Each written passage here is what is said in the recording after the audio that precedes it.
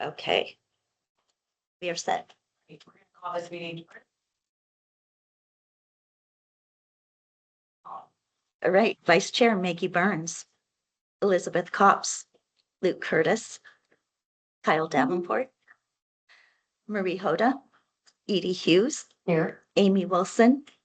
We have Inglewood School Liaison Erica Elvove, Here. and not present at this time is City Council Liaison Jack Bethel. I will make note if he does arrive. Excused, we have Chair Dina Phelps and Library Board Member Alex Day. Staff, we have Director Christina Underhill, Library Director Rachel Fuel, Library Operations Manager Carrie Watson, and Librarian 1 Hannah Kinney. Patron experience. Oh, oh, thank you. I knew that after you said it. I'm using an old template. Okay, let's approve the minutes from the January 15th. I move to approve, second. Any comments, questions, fixes? Okay, all those in favor of approving the January 15th minutes, say aye. Aye. All those opposed? No public comment this evening. Correct, No one's online, right, Debbie? correct. Okay, wonderful. Let's move into the reports. We're gonna start with the library certificate report.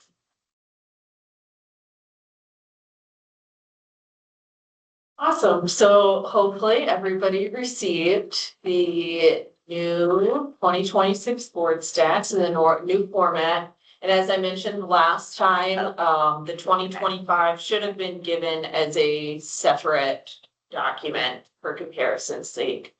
But hopefully this looks relatively familiar to how I said that it would look. So I didn't know if y'all had any particular questions. The bolded ones, I think it's harder to tell on the screen, but hopefully on your copy, are the ones that we're using as our official kind of key performance indicators this year. So that's what we'll report kind of throughout the strategic plan process and that sort of thing. But obviously there's a lot more that tells the story, and so the other sorts of data we have. One change I will note is if you look at some of the programming data, we've changed some of the language to more closely match what we have to report to the state during our annual public library report.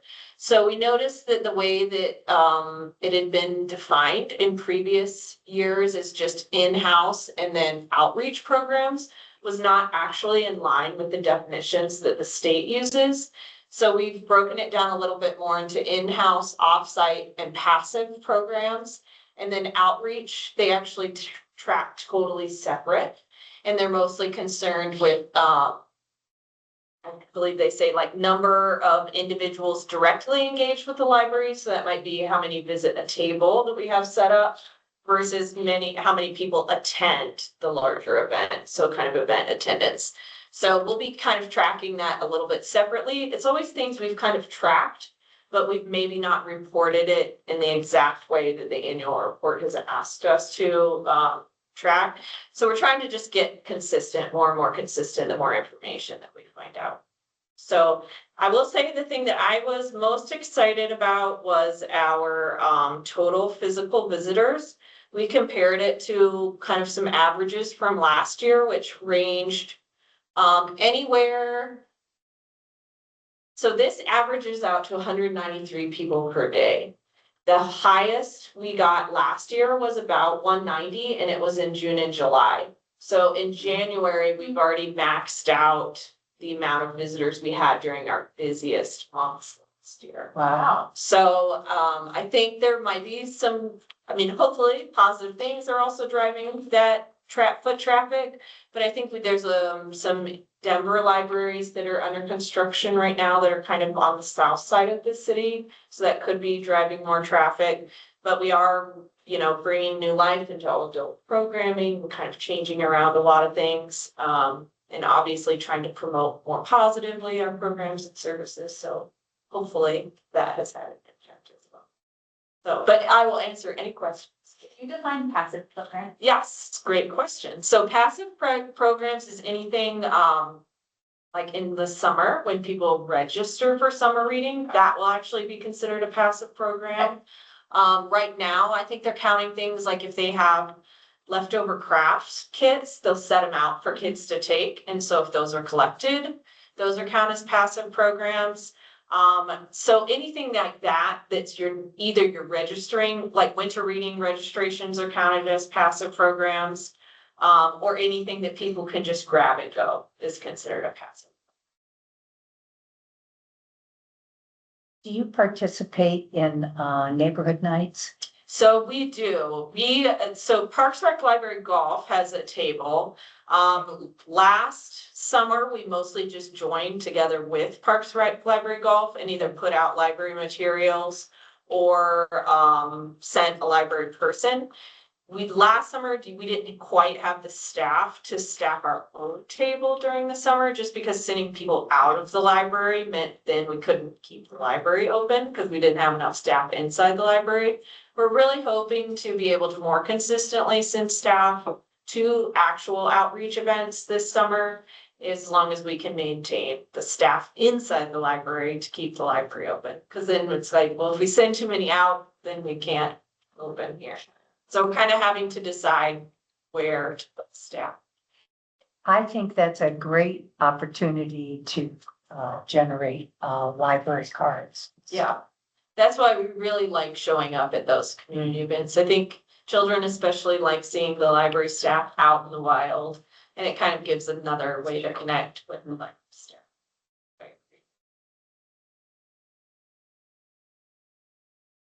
Any other questions?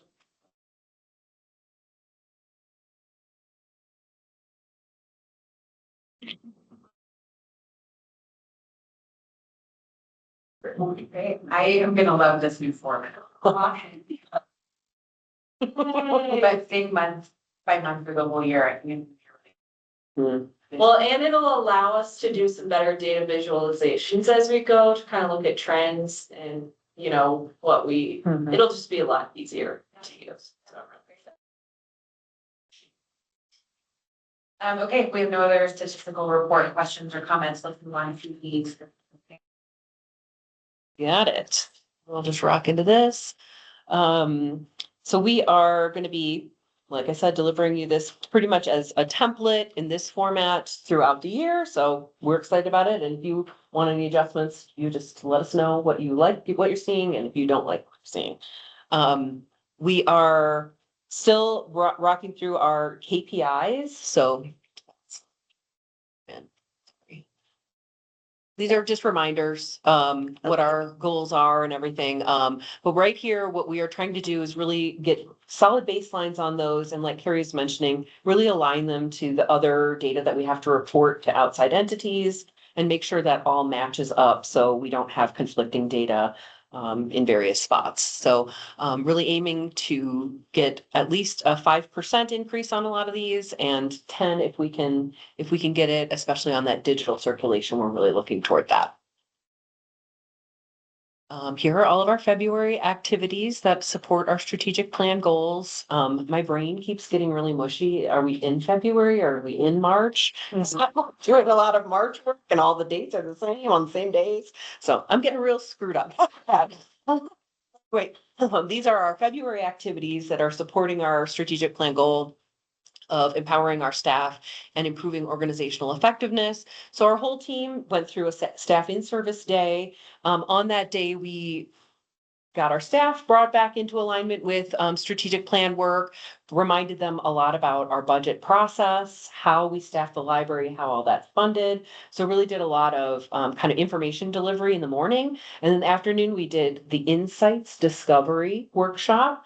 So this was a really fun, you take a little test weeks ago, and then you all get set up and you go through a workshop together. But this is really doing a lot to help us understand how we communicate with each other So you all get a color and what's your dominant color, and then you get to talk a lot about too, what energy you have to really expend to become your work self.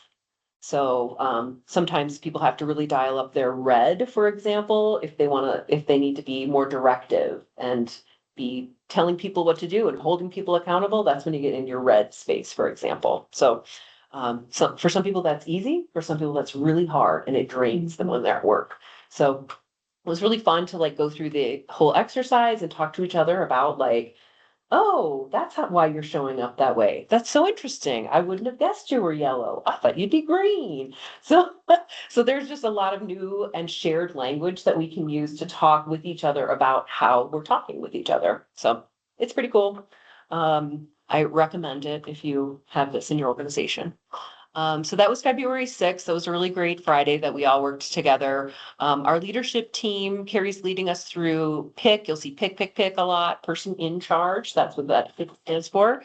So more PIC trainings as we onboard more folks into that role. And then Carrie's also doing these nice check-ins where you can talk about like, how are things going with your PICs responsibilities, what gets weird, what do you have trouble dealing with? So they're really nice kind of check-in moments just to talk through those kind of more sticky situations.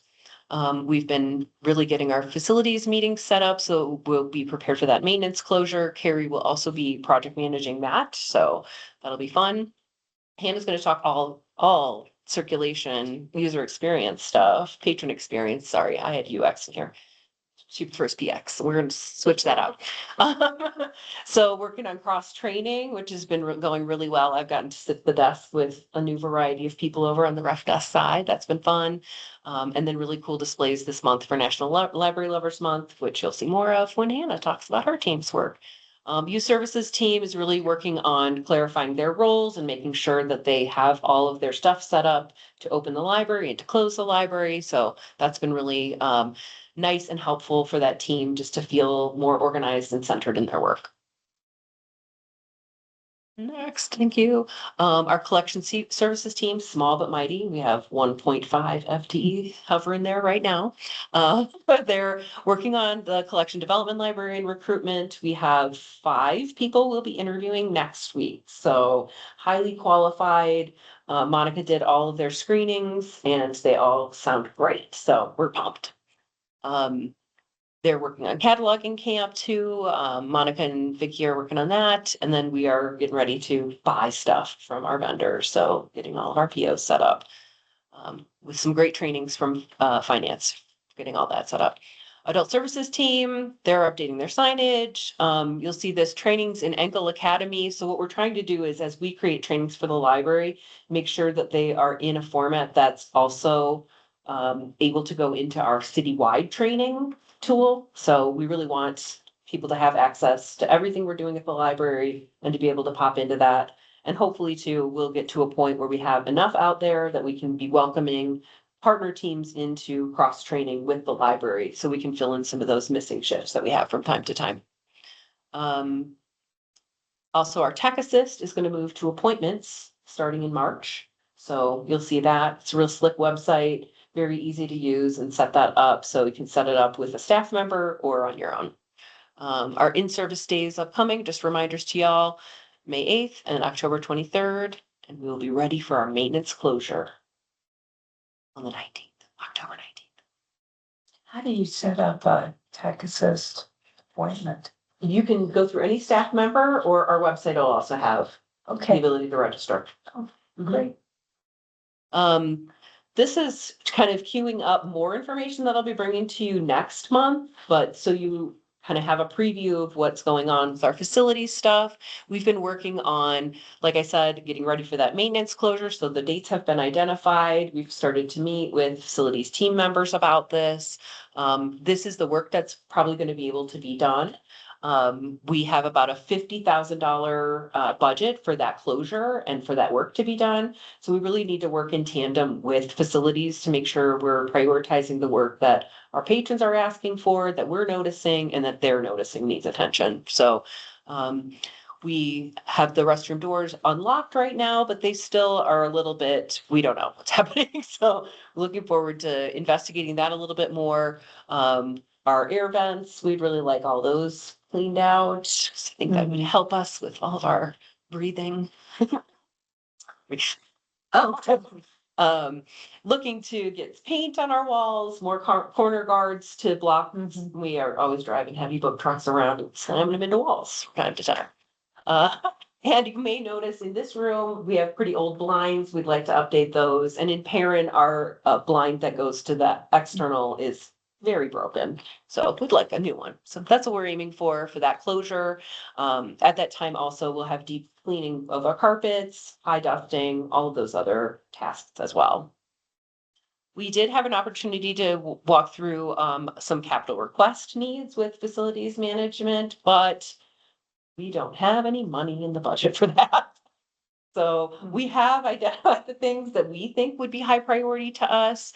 So really, if that paint doesn't get done with the closure, or if only partially we get paint, we'd really like to do the full public space.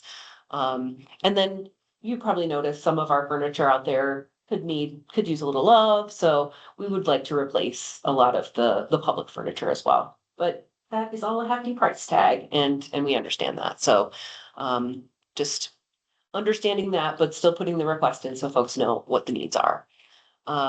We are working also with facilities team on a protocol for after hours.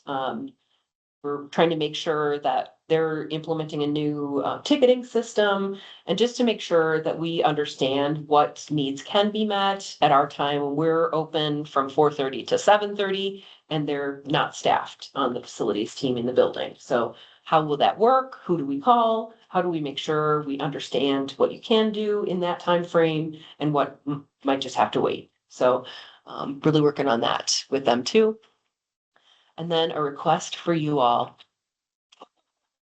I'm wanting to request of you some funds that exist in our donors fund. Our donors fund is at about $46,000 right now. But wanted to request from the board if we could use some of those funds to help us with a space plan, especially as we move through the city center redevelopment and as the city is moving into understanding our true infrastructure needs, just so the library has kind of voice in that and has a vision about what you all want and what our staff and our patrons are requesting of us all the time. So, yeah. Yeah, we're mystery fund. I've never heard. We've been going around here for a long time. We have a donors fund. We met with the facility or finance a staff member who's responsible for it last week to learn more about what is it, what can we do with it, how do we get more money into it. For a book sales, or if somebody comes in and donates $100, that goes all into the donors fund. Well, how many years worth of this? Yeah. It's been used by Kimberly quite often actually for a children's program in the summers. And to supplement budget, if we go over like last year, I think we took some because of how many people participated. What is the board oversight on that though? Because I don't think that's ever been. There's none. There's, Okay, got it. it's at completely at library discretion. Okay. It's more just like, Do we? would y'all support support us us? using that money to do such a thing? Great. Yeah. And wanted to let you know too, what we would be doing and why we would be doing it. How much do you think a design team is gonna cost? I'm not sure. I'm really working on doing a lot of the pre-work for this. So I have a lot of like space planning plans, a lot of dorky spreadsheets, you know. Yeah. Once again. So I'm going to be putting together a lot of this. So we have a lot of the homework done. And I think it would be I think it's going to be under 10 grand. Okay. Who would do it? We'd be putting out an RFP, so different firms would be able to bid. Question as a new member. So these two things seem a little conflicting, right? Like one is like using our current space, but the other is, no, we gotta move. So what, can you explain to me kind of what's happening with the redevelopment and how those two things kind of go together. So I don't know so much about the redevelopment. What I'm trying to do is get ahead of it. Yeah. So that we have what we Yeah. want to do moving In forward case in case we're assuming. something happens. Okay, Um, okay, it's like a contingency plan. yeah. So Okay. I just want to be prepared with the library's stance on where we see ourselves in the community and where we see ourselves in this stretch parcels of property to say, yeah, community, do you think we're in the right spot for you, for your optimal use of the library? And this is what optimal would look Yeah, like. right. Yeah, gotcha. Yeah. That makes. And really also just look at Englewood, where are our populations of people? If we're aiming to be more of a hub for families, are we in the right spot? Or are we aiming to be a hub for older adults? Are we in the right spot? So just really thinking through, what does it look like for people to access the library and what could be done to make that better? Love that, and that lands you in a place of advocacy for one direction or the other. Yeah, Okay, thank you. No That problem. makes so much more sense. no problem. Yep. Mhm. Yeah, and we really, I mean, if we stay here, I want to make sure we are using this space the best too. Right. So I really want to get ahead of that and have a plan. Mhm. And then I know there's a lot of city council interest that if we do put money into this space, to make sure that we can move it if it's something that we can move. So this is also why furniture is a big priority. Because yes, then if we end up moving 2 miles away, then take the whole thing with us. Mhm. So yeah, just really trying to be on the front end of that. Love that, yeah, Yeah. love that foresight, thank you. Yeah. Mhm. Is it possible to get a better figure before like Oh, yeah. approving the use of the money? Like that's my only wondering. Yeah, I think I could probably put out some, feelers. Yeah. Initially to see. Yeah. I mean, I've worked on these for like big projects Yeah. and it can be $100,000. Right. But I think we're in a size scope that I don't think is gonna land us in a huge dollar amount. Yeah. But again, it's not board approval, it's just. Yeah. It's just, do you feel like we should be doing this? So in line with how you'd be thinking about this as well. It's also like, that's kind of an emergency fund that's available too, right? Like, it could be. Yeah. Like, And to also just time wise, letting you know, so when we were preparing in the central library for 2017 bond, I did this work in 2015 and then, in Denver, yes. Do we want to vote on whether or not we are okay with them using the money how they see fit, or would we go mock up? To put our stamp. Maybe we say we're okay to explore further. Yeah. yeah. Oh, yes, yes. yes. Like it. I love it. We're just saying. I would go ahead Yeah. and, Great. Edie, you have something to say? Yeah, I believe that there was some work being done when Gina was here. Yeah. On foundation Yeah, that's, and using this money as part of that. Isn't that? I think that's the same. Like, that was a thing that wants to happen. Alex is working on that now, but I don't think it's this, it would not be able to be the same amount, the same pot of money. It would Oh, be- okay, we did. Yeah, That was like an external borrow. external, Yeah. yeah. This money belongs to the city. Like in the Oh, future, I there might be an agreement for the Yeah. Friends of group that would give, Yeah. funnel money into the That library and then would go into Yeah. the donor funds Okay. to utilize. Okay, so we'll word it as. Let's move to approve. Getting more information or getting a better number of what it is. Yes. I'll make that up. With your word for it. You know, what did you say the last? I have moved to approve getting. Okay, Numbers for a design too. The cost. There you go. Yeah. I get a little set that, Debbie. Right, we're reading. Okay, a second? Thank you. Okay, all those in favor of what was so eloquent? Aye. Aye. Anyone opposed? Thank Okay, that concludes our no, that concludes our reports. Well, I think fund was further here. So we're gonna go to new business. It has to give. We did the donors fund request out of order, which was really fine. We're just. Anything else for the strategic plan? I think we're good. We're gonna be strategic plans. We move to Well, then, Hannah's story. move on to, some new business. Hi. Also, you was just a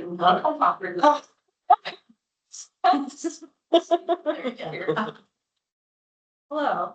Hi, Hannah. Hi, Hannah. For those of you who don't know me, I'm Hannah. I'm Patron Experience Supervisor here at the library. For those of you who I have presented in front of before, you probably remember this time last year when I was talking about the volunteer program. Because in 2024, we had reached over 1,000 volunteer hours, and I was really excited about that, so I wanted to tell you all about it. But here I have now moved up to supervising the person who supervises the volunteers. So now I get to tell you about all of the cool stuff that they get to do. So I'll just jump right in. If you have questions, feel free to let me know. If I run over time, Debbie, you can tell me. I'll throw my pen. Yeah. So that's me. And what is patron experience? User experience, circulation, we use them interchangeably here, but in a nutshell, it's how you as a person who uses the library perceives and experiences the library. And this is impacted by all kinds of things. Can you find the things on the shelf that you're looking for? Is it clean in here? Or are the hours on the website correct? What did I say? Signage. Like, can you like literally put yourself in space and figure out where you are? Are there any other things that you can think of that would like impact the way that you perceive the library as a user, as a guest, as someone who had never been here before? This is that's just Not with Randall. Yeah, like visibility of Yeah. employees, staff. Yeah. Where are staff positioned in the library? Does it Yeah. make sense when you walk in? Do you have to go, Yeah. like, all of those things impact the way that you experience the library. And so it's my job to make that better. And I do that with a team of 7 wonderful staff members who help me do all of those things because I couldn't possibly do them all myself. 2 full-time, 4 part-time, 5 part-time. I can't count. I'm not a math teacher. But yes, so we have 8 team members. I'm supervisor. Caitlin is our librarian, so she's moved into my previous position. I have a full-time library associate that's Brooke, and then Jamie, Melissa, Molly, Nate, and Shakira who are our part-time associates. Education requirements. All of my part-time staff or all of my associates, I should say, are required to have a bachelor's in any field. And then for the supervisor and the librarian, you're actually required to have a master's degree in library and information science. So I went to school to learn how to be a librarian. All told, it takes 120 hours to staff the simulation desk for all of the hours that we are open during a week. And that's staff hours. We're not literally open 120 hours a week. But 56 hours are dedicated to materials processing, which means everything that you see on the next slide happens in that 50.5 hours. Or almost everything you see on the next slide will happen in that last 15.5 hours. And I'm included in all of those buckets. So I staff the circulation desk, I check things in and out, I help patrons log into Libby, And I do all of the nitty gritty administrative stuff. I approve timesheets, I funnel people into P card training, I like, it all comes back up to me, so. What do we do? This is not an exhaustive list. This was just what I thought of when I made the slide. We check materials in and out. We create your library cards. We create and maintain all displays, both physically in the library and virtually on catalog and in the newsletter. We write and send the monthly newsletter. Update signage, reconcile reports, manage the library of things and culture passes. I know everyone loves those things. We search for lost and missing items. We're answering reference questions. We are shelving, we're shelf reading, we're checking book drops at least twice a day, if not 3. We're assessing items for damage. Caitlin is also our archives manager. Like, these are all the things that happen in that like 50.5 hour wedge plus. So like checking things in and out, that's gonna happen on the desk. Creating library cards is gonna happen on the desk or at an outreach event. Neighborhood Nights is a good example. So like, and like I said, this is literally just the stuff that I thought of when I sat down to write the slide. There's so much more. Library staff are constantly moving, which is a really cool thing, and it keeps us busy and it keeps us engaged with our work, but it can also be really taxing if you're especially a part-time 20 hours a week staff member and you're like, oh my God, I gotta check these people in and out. I gotta answer the phone. It's ringing. I gotta answer this email. This person's asking me questions. I gotta 100% of the time that you are here. It's nonstop. Some of the tools that we use to do all of these things. Hopefully I have the slides in the right order. Yes. What's a shelf read? Shelf reading is going out into the stacks, and you have to make sure that every single item is on the shelf in the correct order. So it's very tedious, time-consuming work, but Like alphabetically or? alphabetically or by Dewey Decimal Number, sometimes both. Because like cookbooks, for example, are 641.5, and then you have to shelf them alphabetically by author's last name. So you have to make sure that all the 641.5s are in order, and then you shelf them alphabetically by the author's last name. And then you have to go around to the back of the shelf and make sure that the 641.546 are in the right order as well, and they aren't all mixed together. This lends to a principle that we in library world call discoverability, which is, can you get to the thing that you're looking for? Which is also what library grad school is really all about, is how do you as the information professional make it so that people who are not information professionals can get to the information that they want in the fewest steps and the least headaches. So these are some of the tools that we use to do all of those things. Libby, you're probably all familiar with. Hoopla, also digital blending ebooks. Pika is our library catalog software. So when you go to the library website and you're like, is this book on the shelf? That's Pika. Library Research Services. They host our statistical software DART, where we track interactions with patrons so that we can see trends in not only what types of questions are being asked, but what's our busiest time of day? What's our busiest day of the week? Monday at 10:30 a.m. Sierra, this is like the big one. Sierra is our ILS or integrated library software. That's where all the records live. The books, the movies, board games, patrons, it is all in Sierra. If Sierra goes down, it's not a good day. It is not a good day. It happened the other day and it's not a good day. But that's where library card information is stored. That's how we know how many times Goodnight Moon has circulated. That's how we know whether this the remastered version of The Princess Bride, is it on the shelf right now? Is it circulating? Do we need to keep it? All of that information is stored in Sierra. So that's like EPL's bread and butter, meat and potatoes, that's a whole meal right there. And then like, obviously, we're using Microsoft Suite, we're emailing, we're phone calling, we're doing all of those things. We're reserving culture passes in LibCal, which is the same software that houses our events calendar, the appointments for Tech Assist. That's all in the same like software. So hopefully once you learn how to use one part of it, you can kind of learn how to use the rest of it. And it's less taxing on the patron to be like, oh God, I have to go to this website and do this thing, and then this website and do, no. It's all in one place. And then obviously Google. I Google everything. If you approach a librarian with a reference question and we don't know it off the top of our head, odds are our first stop is Google. Also, if you come up to me and you're like, I don't remember the name of this book and I don't remember the author, but I think it was about this and I think it had this on the cover, I'm going to Google first because the catalog is not going to know what to do with that information.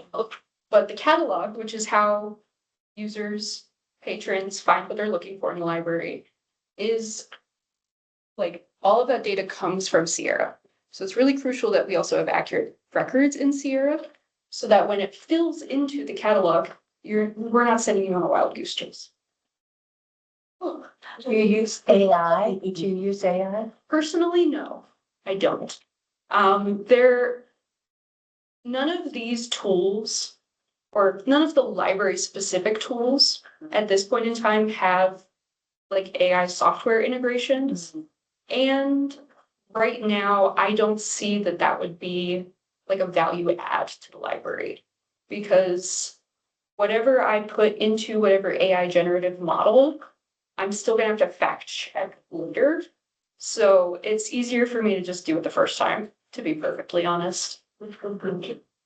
And I'm okay with that. Job security for me. So Rachel talked to you guys a lot about the strategic plan. I'm thinking about like the road so far. So all of the pre-work that we did for the strategic plan last year, me figuring out how to be a supervisor, like that all happened in 2025. And so we've done a lot of training on Colorado library law, our patron privacy policies. The library card sign-up process has gotten a little zhuzh, a little love. We've been doing some cross-training of the other library departments. Reference is for adult services is first, then they're gonna come over to patron experience next month and learn how to check things in and out. And it's gonna be great. I've been focusing a lot on documentation, so like this information doesn't need to live in my brain. You guys can have this well, not you specifically, royal you can have this information. I updated our opening and closing checklists. Seems like a really basic thing, but they needed some love. Library card ordering process. I figured out how to do that and then I wrote it down so somebody else can do it later. Materials, inspection, and assessment criteria. So every book that comes into or out or goes out of the library passes through a staff member's hands at least once, probably closer to 3 to 5 times. So every time we pull something from the book drop, every time a patron hands something to us, we're inspecting it for damage. Did you spill a cup of coffee on it? Is there weird dirt in the cover? Did your kid like drop a lollipop in there and then you just left it? Like we're looking for all of those things so that we can make sure the collection is clean and fresh and inviting and enjoyable for people to browse. Because I don't know about you, but if I pulled a book off the shelf and there was a lollipop stuck to it, I'd be a little upset. I'd be a little upset. And then we're also working on process development and improvement. So collection services and adult services, we're working on like more intentional collaborations with both teams. I have like an actual standing meeting set up with those people to be like, what processes touch all of our people? How do we need to improve that? Where do we need to physically put this in the library so that all of us can access it? All of those kinds of things. And then staff are establishing working groups. So last year, Brooke established a displays working group. So it's Brooke and 3 of our part-time associates that plan and build and design the graphics and all of that for all of our displays here in the library. And if you haven't looked at them in a while, you should go look at them because they're really good. Caitlin, this year, this isn't the road so far, this is the road ahead, but Caitlin this year is going to be establishing an archives management working group. So that it's not just her, who knows where anything is in the archives, because that feels silly. Yeah, so going forward, I kind of touched on cross-training. Adult services is gonna come learn how to make library cards, check things in and out. Collection services and youth services. My goals are for later this year after summer reading has come and gone because I'm not gonna do anything in the summer. We at present have a circulation desk manual, which is an incredibly long document with hyperlinks in it that tells you how to do literally every single thing you could ever possibly need to do with a circulation desk. It is awesome. I love that document. Thank you, Caitlin. But we're working on creating a unified staff manual. So a lot of that information is going to get migrated so that everybody, regardless of where they sit, can look at that information and know how to fill out a damaged item, tech services slip, or collection services slip, for example. And then this year, for process development and improvement, I'm going to be focusing on a patron account data management plan and also a time audit, which is just that the nice pie chart I made is very simple, but I want to know more about like, what does an actual day in circulation look like? How are we spending our time? And on the flip side, what would, if we want to do this cool thing, what here can get kind of like scooched back a little bit? What can we reduce in workload over here to add this cool new thing over here? So that's going to be a lot of my work for 2026 that the rest of my team involuntarily has to participate in. Sorry, I'm talking really fast. So what am I here for? It's National Library Lovers Month. I love the library, obviously. So do all of you, obviously, because you wouldn't be here. So what have we done to celebrate National Library Lovers Month, besides coming to work and being in the library? We have dedicated displays. This is an actual photograph of what's in front of the circulation desk right now. You should go look at it on your way out. It's National Library Lovers Month themed display. There's also one on the front page of the catalog. These are books that feature libraries, librarians, take place in libraries, talk about books, any/all of the above.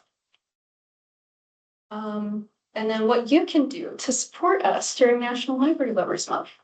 If you don't have a library card, you should get one tonight. I will make it for you.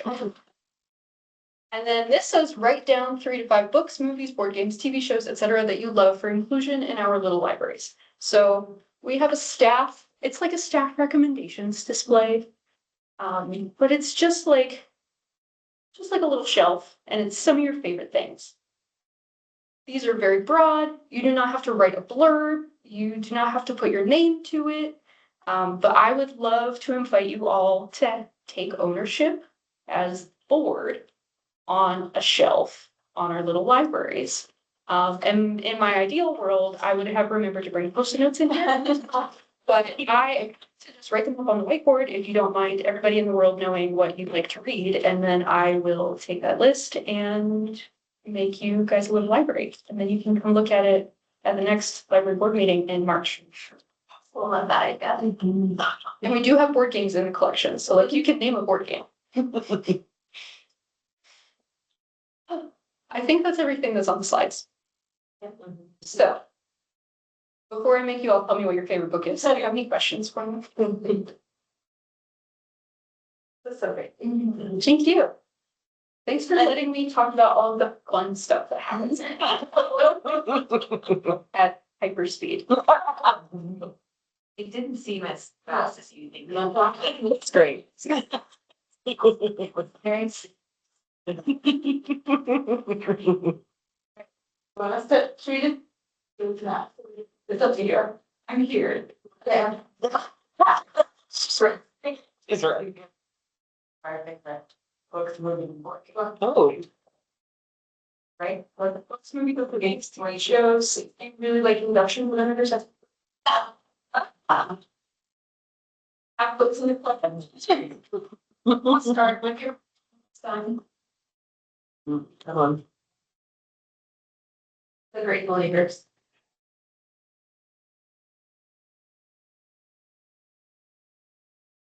Yeah, I share this screen.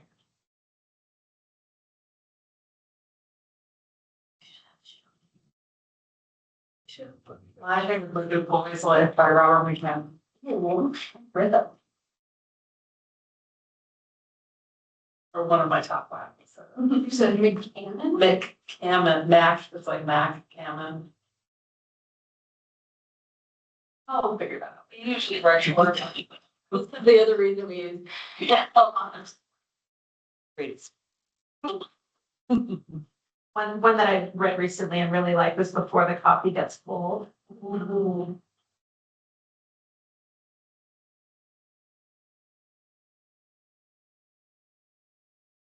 I loved my friends.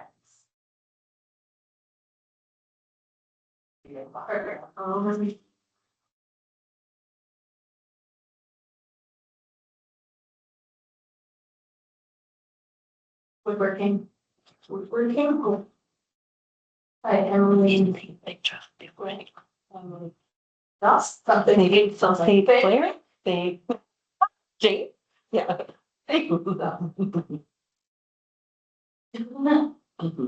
The women. Like Kristen Hannah. Hey, Jen. Okay.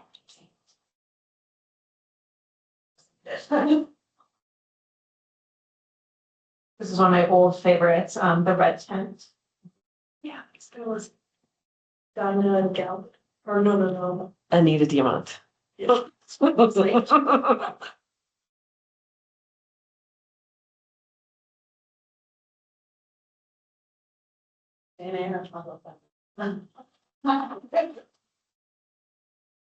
Gotta get your class soon. Big holidays. Okay.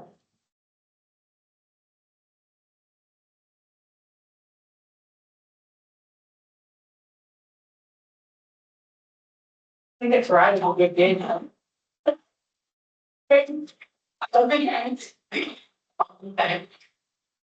Okay. Some.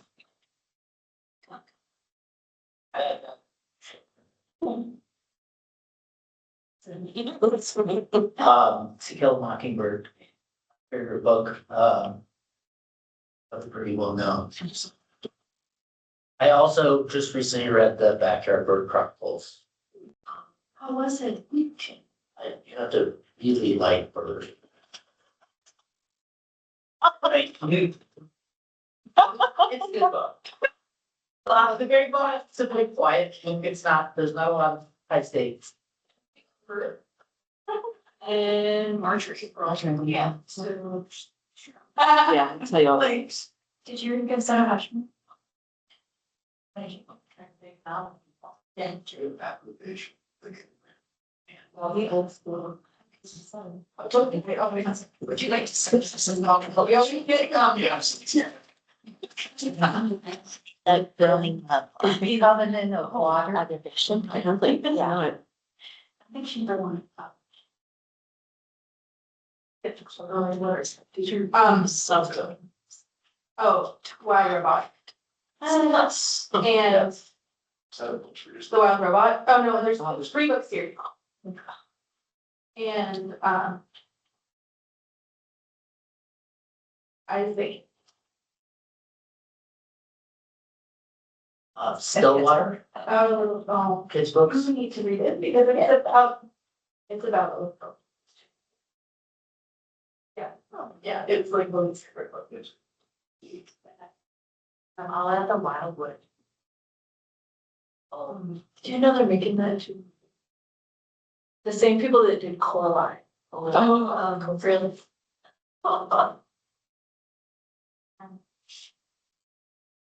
You're doing great. You're doing good.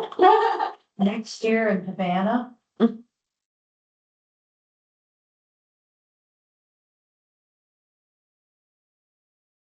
Lessons in chemistry. Yeah. Let's see, license church lady. How about we use the libraries? Yeah. Well, when people check them out, then they'll have to put, oh, Yeah. on it.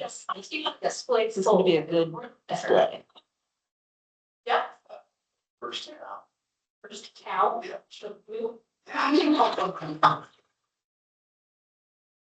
Sixth. And then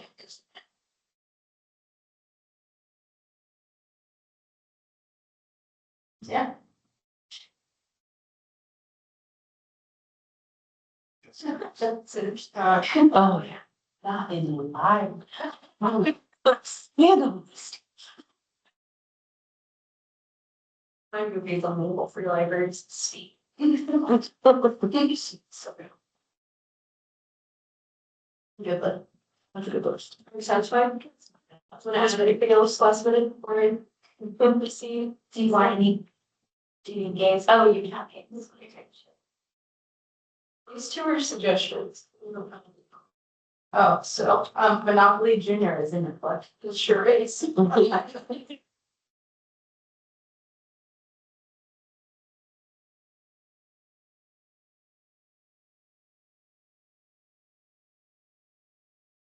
come to my classroom.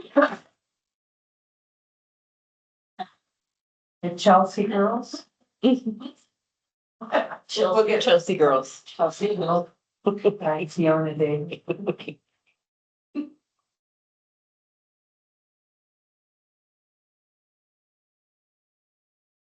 Thank you, Hannah. Thank you. I believe that concludes new business because you already voted on any old business. We will move on to staff's choice. I'll share one little cute thing. For National Library Lovers Month, our staff engagement team has been doing some really cute stuff to keep everybody feeling loved. One of the exercises was we got to put together, every staff member got to identify one word for each of our colleagues. And then they put all of the words for each of us together in a word cloud and made a card. So each of us on the library team has one of these that have our own, Like personal. that says all the words that were said about us from our classmates. It is so sweet. So just wanted to share, our staff is supporting each other and it feels really good. and I'll just add, mark your calendars, March 28th, it's a Saturday, it's our Hop and Shop first event of the year. Hope for no snow. I get like snow this year, but that'll be at Bellevue Park, 10 to 2. And the train will be running March 28th, Saturday, Bellevue Park, 10 to 2. Hop and shop. Hop and Shop with the giant egg hunt. That's it. Okay. Yeah, giant. It's breaking up in the age groups, so it's fair. Those 2-year-olds are ruthless. Candy eggs. Do you do plastic eggs? They're just plastic. Yeah, and they're usually age appropriate. And then we also have a developmental pathways also sponsors our sensory egg hunt as well. So we have eggs that beep and some different items and that's usually held up on the tennis court area for those kids. So they're out of the chaos of the rest of the group.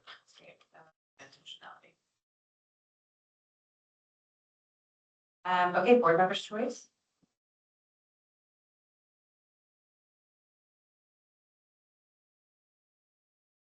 Do you have anything you want to update us about the school board? Yeah, I do, actually. I have a couple of things. So we are right at the second day of parent teacher conferences for spring. So that does mean that we do have a couple of scholastic book fairs happening at schools because it's a really convenient time to shop at the store. And so kids are actively engaged in buying books and shopping the scholastic store. So that's a lot of fun. So obviously there's lots going on, but let me mention two big things. One is that we are in the process of hiring a new middle school principal. Our current principal, Ms. Hart, is retiring after this year, and so there are a couple of community engagement opportunities if you want to have a voice or get to know the candidates for the next middle school principal. And it's a big deal. We just merged our two middle schools into one last year, and so we're really doing, really a nationwide search for somebody to take that role on. And then the big news is that we have selected a new board member. So you may or may not know from the news that we did declare a vacancy of one of our board seats about a month ago. We have, 60 days or so to fill that seat. And so we had 8 excellent community candidates come forward and apply. 7 of them interviewed with us on Tuesday. And after a really hard selection process, we did vote and select Danielle Herman, who is a former educator. She is also a family law attorney with experience in immigration law. That really stood out to me with some of the issues just facing our communities these days. And so please know that we now are we will be when she's sworn in the beginning of March, a full 5-person board as we are supposed to be. That does mean that some of these committee roles may shift. The 4 of us did divvy up kind of our community liaison roles amongst the 4 of us at that time when we were experiencing those absences and vacancies of the 5th seat.